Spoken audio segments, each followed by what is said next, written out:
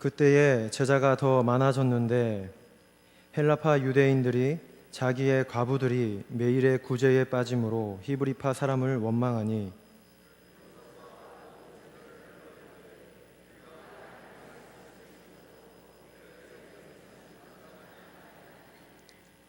형제들아, 너희 가운데서 성령과 지혜가 충만하여 칭찬받는 사람 7을 택하라. 우리가 이 일을 그들에게 맡기고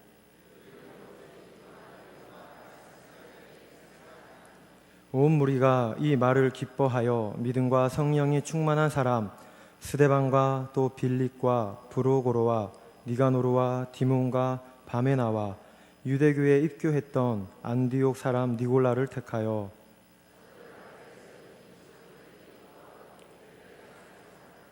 하나님의 말씀이 점점 왕성하여 예루살렘에 있는 제자의 수가 더 심히 많아지고 허다한 제사장의 무리도 이 도에 복종하니라. 우리가 지난번에 사도행전 5장을 가지고 말씀을 함께 나누었습니다.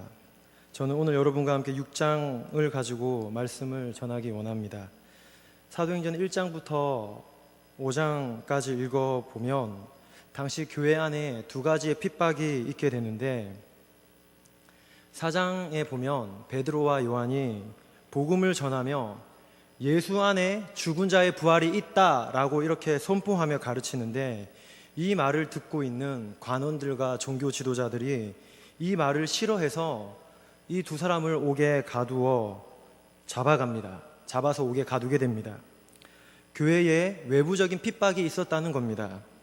또 하나는 우리가 지난 시간에 5장을 가지고 나누었던 것처럼 교회 안에서 사람이 죽는 이런 살인 사건이 나타나게 되는데, 이 사건은 성도의 마음 안에 사단이 역사하여서 영적 음란에 빠지게 되고 하나님의 이름을 망령되이 이렇게 속이는, 하나님을 속이는 그런 사건이었습니다. 외부에 핍박이 있었고 내부에, 교회 내부에 불순물이 있었습니다. 성도 여러분, 기독교의 역사, 교회의 역사를 보게 되면 항상 은혜만 지배하고 부흥만 있었던 게 아니라 늘 사단의 계략이 교회와 함께 하였습니다. 부흥의 현장 속에서도 사단은 늘 가라지를 섞어서 칵테일 작전을 펼쳐서 흐릿하게 만들어버립니다. 뭐가 진리인지, 뭐가 가짜인지 진짜인지 분간하기 힘들게 만들어버리는 이런 작전을 펼쳐서 하나님 나라를 방해하고 성도를 미혹해 합니다. 예를 들자면 정말 성경적인 부흥을 이루기 위해서 열심을 추구하는 게 아니라 인간의 열광주의로 변질되는 이런 일들이 일어나는 겁니다. 오늘 사도행전을 통해서도 교회가 세워져 가고 하나님의 나라가 실현되는 이런 영적 행진 속에서도 언제나 부흥의 물결만 넘치는 게 아니라 끊임없는 사단의 공격과 방해가 교회의 역사와 함께 가고 있습니다. 방금 말씀드렸던 4장에서 외부로부터 오는 고통, 환난과 핍박을 통해서 사단은 믿는 자들을 위협하고 공포에 빠지게 하였고, 5장처럼 사단은 교회 내부에서 사람의 마음을 이용해서 사람이 죽게 되는 이런 비참한 사건도 만들어서 공격하고 있습니다. 그리고 오늘 6장은 5장의 사건이 마무리되고 아주 다시금 교회가 재도약하는 이런 영적인 흐름 가운데에 1절 말씀처럼 제자의 수가 많아지고 있는데 믿는 자의 수가 더 많아지고 있다고 이렇게 오늘 6장 말씀을 시작하고 있습니다. 그런데 그런 은혜가 내리지만 오늘 본문을 통해 보면 교회 안에 갈등과 위기가 찾아왔습니다.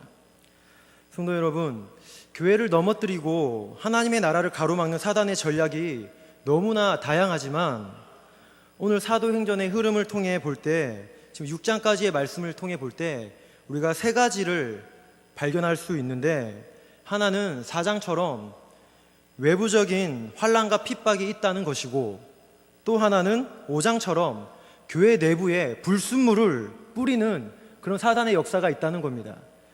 그리고 또 다른 하나는 오늘 우리가 함께 보기 원하는 6장의 말씀처럼 교회 안에 하나님께서 은혜를 부어주십니다.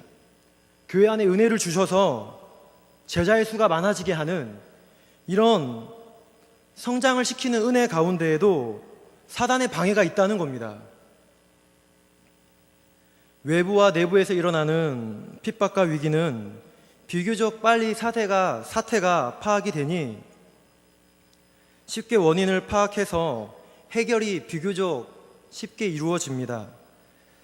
진리와 관계된 옳고 그름의 문제에서는 진리 대신 성령님께서 항상 개입하셔서 그 일을 해결하시는데, 외부와 내부에서 일어나는 일은 비교적 그 진위가 비교적 잘 드러나니 그 진행이 해결하는 해결책이 쉽습니다. 사장처럼 환난과 핍박이 주어질 때 어떻습니까? 성도와 교회는 흩어지는 게 아니라 더 기도하니 모인 곳이 진동하는 역사가 나타났다고 사장은 이렇게 기록하고 있고, 믿는 자들의 신앙이 더 견고해진다고 이렇게 나오고 있습니다. 짓밟을수록 더 견고해지고 보석처럼 빛나며 그런 믿음으로 하나가 되는 그런 하나님의 은혜 가운데 사단의 방해를 넘어섭니다. 5장에서는 사단이 교회에 불순물을 뿌리게 되어서 내부에 살인사건이 일어나게 되는데, 곧 원인이 밝혀지게 되고 깨닫게 되니 이들은 영적으로 하나님을 두려워하게 되고 다시 사도들을 통해 놀라운 기적들이 일어나는 그런 교회의 역사를 봅니다. 이런 영적인 내부 안에 있는 영적인 불순물들도 반드시 천하에 드러나게 되니 사람들이 하나님을 두려워하고 하나님의 영광을 보고 하나님을 업신여기지 않고 신앙으로 무장하는 그런 역사가 진행이 됩니다. 그러나 여러분, 오늘 6장에 나오는 사단의 전략은 예사롭지 않습니다. 깨어있지 않으면 파악하기가 정말 어렵습니다. 교회를 잘 되게 만듭니다. 은혜롭습니다. 성장하는 것 같습니다. 그러나 눈을 흐리게 하여 어떤 빛도 보지 못하게 하는데 공동체의 갈등을 조장하고 서로에게 불만이 가득하고 불신하게 만듭니다. 1절처럼 제자가 더 많아지는 가운데 교회가 더 성장하고 놀라운 하나님의 은혜가 임하는 축복 속에서 사단이 갈등과 위기를 조장합니다. 그러나 감사하게도 본문에 나오는 오늘 이 초대교회는 이 위기 앞에 무너지지 않고 영적인 능력을 상실하는 게 아니라 다시 재도약하고 하나님의 영광을 위해 달려갑니다. 그래서 오늘 저는 여러분과 함께 초대교회가 성장하는 영적 분위기 속에 이 사단의 시험을 어떻게 대처하고 이 위기와 갈등을 어떻게 이겨내는지 말씀을 통해 살펴보도록 하겠습니다. 오늘 우리의 삶 가운데서도 많은 사단의 시험이 있어서 갈등과 위기가 있습니다. 그러나 하나님의 방법과 말씀대로 행하여 승리하여 하나님의 영광을 위해 전진하고 살아가는 그런 성도님들이 되시기를 바랍니다. 1절을 통해 우리가 오늘 제자의 수가 많아지고 은혜가 충만한 교회의 현장에서 어떤 갈등이 생겼는지 우리는 1절 말씀을 통해서 그 교회의 갈등과 위기가 무엇인지 파악할 수 있습니다. 헬라파 유대인들이 히브리파 유대인들을 향해 원망하고 불평하는 일들이 생겼습니다. 당시 초대교회 안에는 두 그룹의 유대인들로 구성이 되었는데, 하나는 이스라엘 땅에서 태어나고 자라서 히브리어 또는 아람어를 사용하는 그런 히브리파 유대인들이 있었습니다. 그리고 또 하나는 이방 지역에서 흩어져 살아가는, 우리가 흔히 디아스포라라고 하는데 흩어진 유대인들, 그 유대인들이 이방 지역에서 살다가 다시 이스라엘 내로 들어와서 살지만 이 사람들이 쓰는 언어는 당시 세계 공용어인 헬라어를 사용하는 그런 유대인들로 이렇게 두 부류로 구성이 되었습니다. 이들을 구분하는 중요한 기준은 지역이기보다 사용하는 언어인데, 여러분 언어가 어떻습니까? 단순히 전달하는 이런 의미가, 전달하는 매체를 넘어서 이 언어에는 그 사람의 사고와 그 사람의 어떤 가치관과 철학이 녹아져 있는 집합체가 언어입니다. 그렇기에 이 두 그룹은 말도 잘 통하지 않고 하나가 된다는 게 참 쉽지 않습니다. 그리고 이번 사건을 통해 이 한 공동체 안에 있는 두 그룹은 히브리파 유대인들과 헬라파 유대인들은 이번 사건을 통해 더 골이 깊어지게 되었습니다. 그런데 지금 초대교회는 어떻습니까, 여러분? 성령의 역사를 경험하고 나서 영적인 충격을 받은 후에 각기 고국으로 거처로 돌아가는 게 아니라 서로 모여서 떡을 떼고 교제하며 가르치기를 힘쓰는 이런 한 몸과 한 뜻이 되어가고 있는 이런 공동체입니다. 영적인 분위기가 아주 좋은 초대 교회입니다. 그리고 오늘 공동체 안에서 제자의 수가 더 많아지고 있습니다. 겉으로 보기에는 성장하니 부흥하는 것 같습니다. 그러나 여러분, 지도부에서 보니 문제가 있습니다. 지도부에서 볼 때는 문제가 생겼습니다. 모인 사람들을 먹이고 재워야 하는데 재정이 필요합니다. 바나바와 같이 토지를 파는 일이 있어도 사람이 더 많아지니 턱없이 부족함을 느낍니다. 당시에는 주간 구제와 매일 구제가 있었는데, 주간 구제는 일주일에 한 번 이렇게 모여서 나누어 주는 것이니 크게 어렵지 않습니다. 그러나 지금 이들은 매일 구제를 해야 되는 상황이고, 서로 모여서 자기의 것을 나누어 준다 하여도 매일 구제할 만한 그런 여력이 없습니다. 그런 가운데 당시 교회의 소수였던 헬라파 유대인들이, 헬라파 가부들, 자기의 가부들이 불공평하게 대우를 받고 있다고, 분배가 정당하게 이루어지지 않고 있다고 이렇게 히브리인들을 향해, 히브리파 사람들을 향해 불평과 원망을 쏟아놓습니다.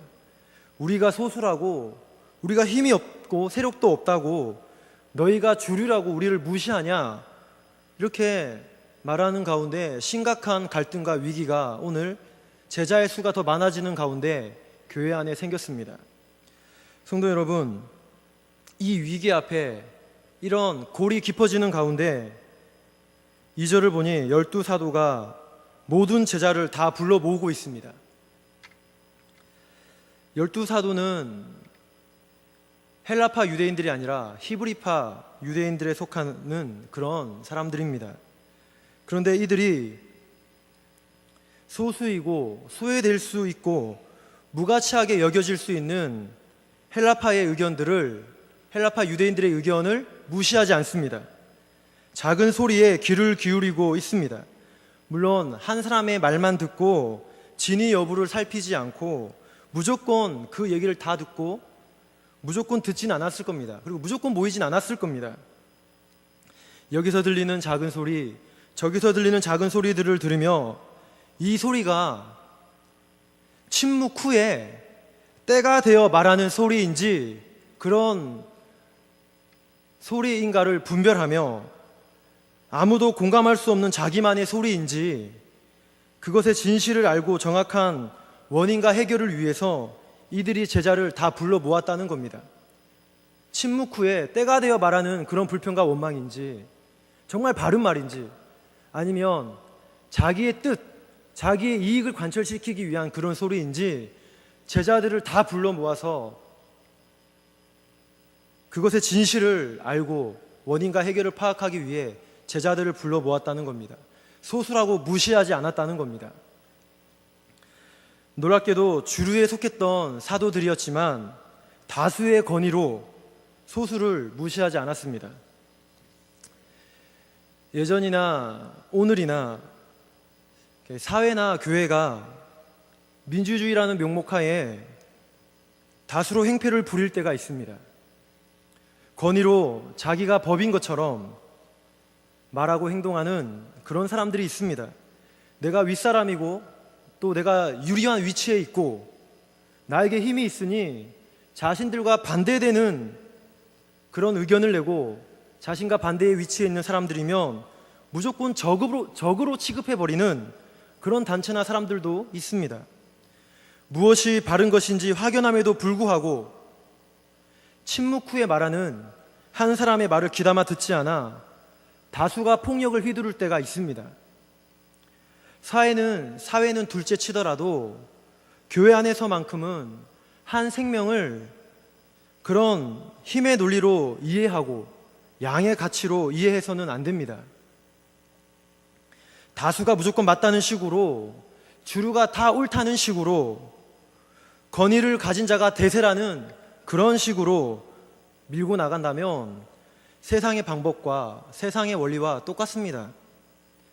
교회는 대량으로 가전제품을 만들어내고 대량으로 어떤 전자제품을 만들어내는, 또 빵을 찍어내듯이 생산성을 추구하는 곳이 아닙니다. 효율성과 속도를 추구하지 않습니다. 한 생명이라도 소외되지 않도록 침묵 후에 말하는 그 바른 소리가 이루어지도록, 그 뜻이 통하도록 뜻을 세워나가는 곳이 교회입니다. 한 생명이라도 하나님의 울타리 안에서 빠져나가지 않도록, 영적 울타리를 벗어나지 않고 시험에 들지 않고 함께 끌어안고 함께 변화되고 성장해 가야 하는 곳, 교회입니다.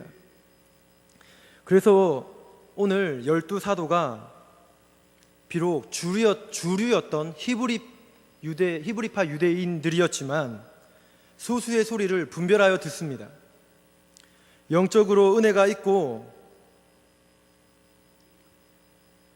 제자의 수가 더해지고 있는 이런 성장하는 초대교회 속에서 이렇게 잘 되고 있는데, 이렇게 성장하고 있는데, 이렇게나 부흥하고 있는데, 제자의 수가 더해지고 있는데 너희 지금 뭐하냐? 그게 지금 이 상황에 맞는 소리냐? 이럴 때는 잠잠해라. 이럴 때는 너희의 말이 도움이 안 된다. 오히려 교회를 방해한다. 시끄럽다. 이렇게 무마시키는 게 아니라 이런 성장 속에서 이런 침묵 후에 나오는 소리를 놓쳐서 더 갈등이 깊어지지 않도록 그 문제를 해결하고 있습니다. 오히려 침묵 후에 나오는 이 소리를 놓치게 되면 갈등이 더 깊어지게 되고 사단의 방해가 더 심각해지겠다라는 그런 영적인 눈과 의식을 가지고 제자들을 다 불러 모아서 그 원인과 해결책을 찾고 있습니다. 오늘날 현대교회에서 또 우리 교회 안에서 직분자들이, 리더 위치에 있는 자들이 해야 할 역할을 12사도가 보여주고 있습니다. 교회가 다수의 소리에만 이끌려가는 게 아니라 소수의 바른 소리도 들을 수 있고 진리대로 행할 수 있는 그 역할을 보여주고 있습니다. 교회가 생산성으로 움직이고 효율로 달려가고 힘의 논리로 움직이는 게 아니라 십자가의 희생과 죽음과 섬김으로 움직이도록, 본질을 놓치지 않도록 잘 조절하고 있습니다. 오늘 우리 서문교회의 직분자들이, 앞선 자들이 오늘 12사도와 같은 역할을 잘 감당하는 그런 성도님들이 되시기를 바랍니다. 이제 그들이 함께 찾은 갈등의 원인이 무엇입니까?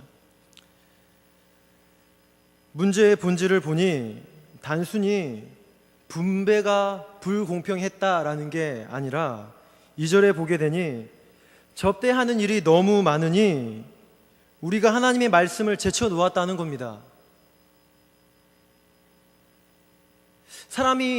교회 안에 사람이 많아지면 어떤 제도가 필요하기 마련이고 또 문제가 생기기 마련입니다. 근데 그런 상황 가운데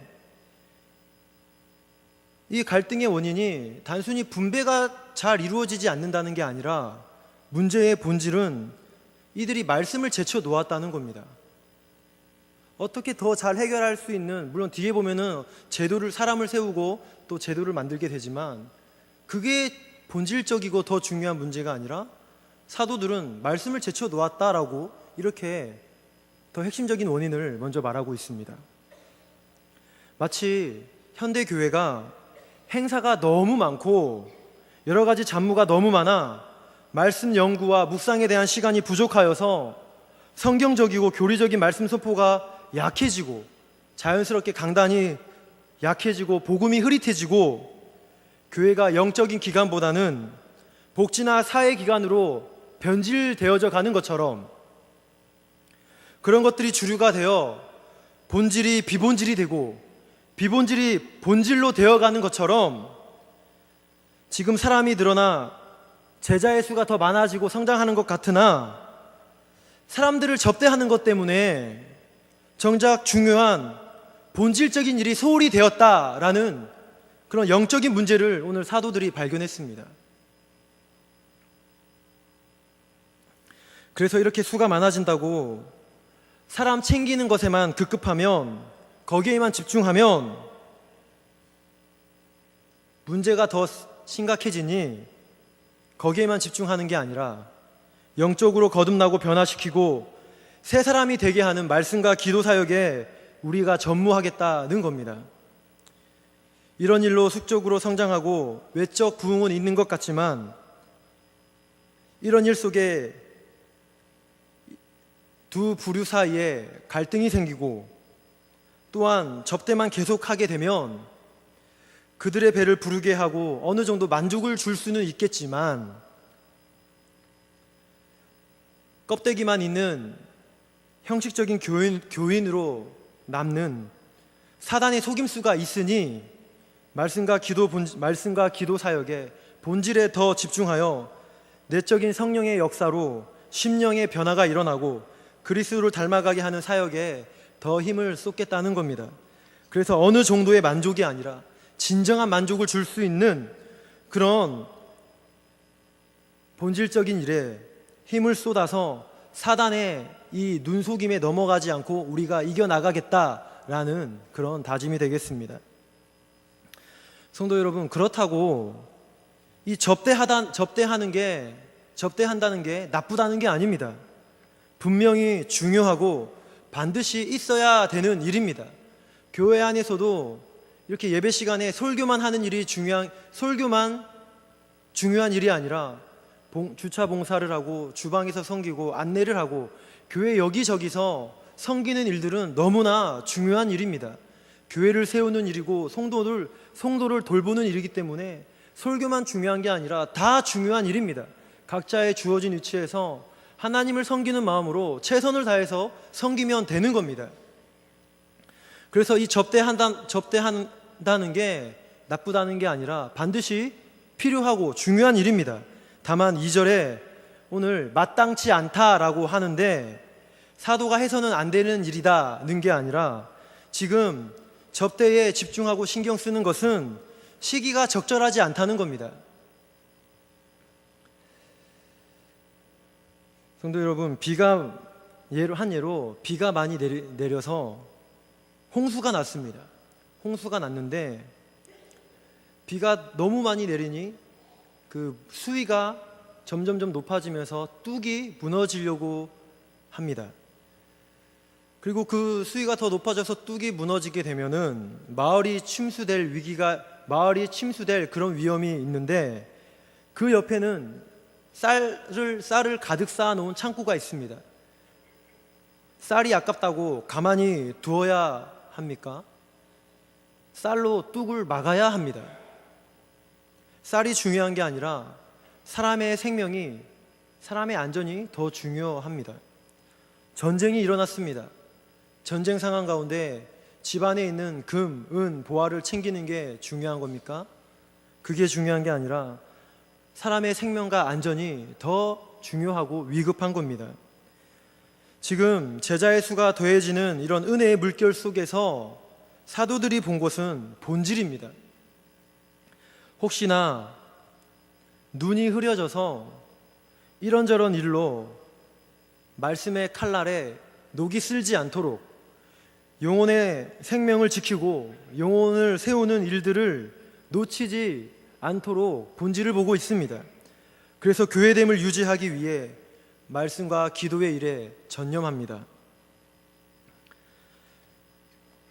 주 안에 사랑하는 성도 여러분, 우리도 마찬가지입니다.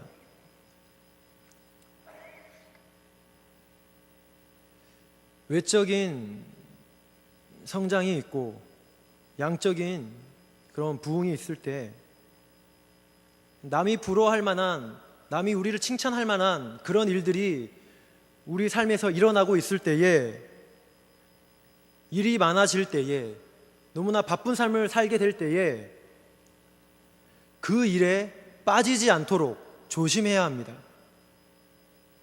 그 일에 내 마음과 내 시간과 내 모든 열정을 뺏기지 않도록, 내 중심이 거기로 옮겨지지 않도록 조심해야 합니다. 하나님과의 관계가 흔들리지 않도록 신경 써야 합니다. 사단의 눈속임일 수 있습니다. 단순히 더 많은 일을 하게 된다는 게, 더 많은 부를 쌓게 된다는 게, 더 분주하고 바쁜 삶을 살게 된다는 게 무조건 다 하나님의 은혜요, 하나님의 축복이요. 물론 그럴 수 있겠지만 그 속에 있는 사단의 눈속임이 있을 수 있습니다. 그 가운데 하나님과 나와의 관계가 방해가 되고 내 모든 중심이 그 일들에 다 뺏겨버린다면 사단의 눈속임입니다. 큰 복을 받고 은혜를 받는 것 같지만 여러 갈등이 생길 수 있고, 바쁘고 급한 일에 쫓겨 정말 중요한 본질을 놓치고 기초를 부셔버리는, 내 삶의 근본을 흔들어버리는 사단의 전략에 넘어갈 수 있습니다. 정말 한 방에 훅 갈 수 있습니다. 그때 어떻게 해야 됩니까? 이 사도처럼 깨어서 말씀과 기도의 일을 해야 합니다. 바쁘다고 할 일 많다고 못하는 게 아닙니다. 시간이 없다, 시간이 없어서 못할까요? 시간이 없어서 못하는 게 아닙니다. 조용히 한 번 더 생각해 보면 영적으로 둔감해지니 은연중에 하나님 없어도 잘 되구나 라는 이런 생각이 은연중에, 무의식 중에 스며드니 바빠서 못하고 일이 많아서 못하는 게 아니라 교만해서 못하는 겁니다.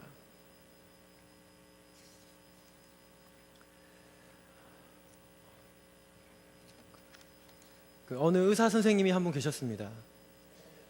병원을 운영을 하시는데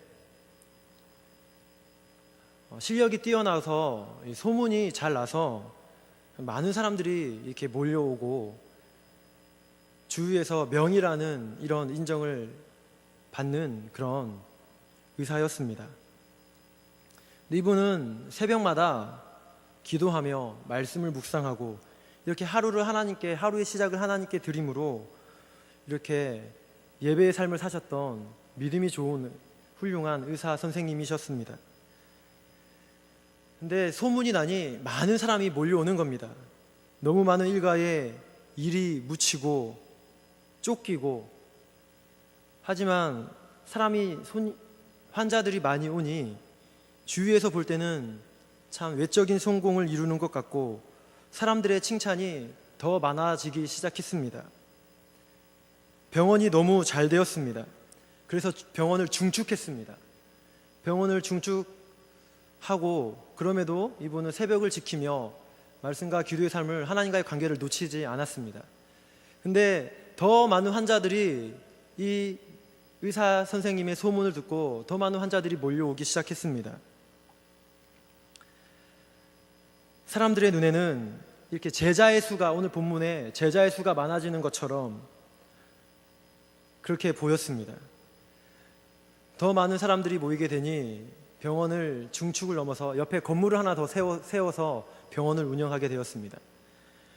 너무 많은 이제 일들이 생기고 너무 바쁜 나머지 이분이 새벽을 깨우지 못했습니다. 말씀과 기도의 삶에서 점점 멀어지기 시작했습니다. 일에 묻히기 시작했고 환자들을 돌보느라 여념이 없었습니다.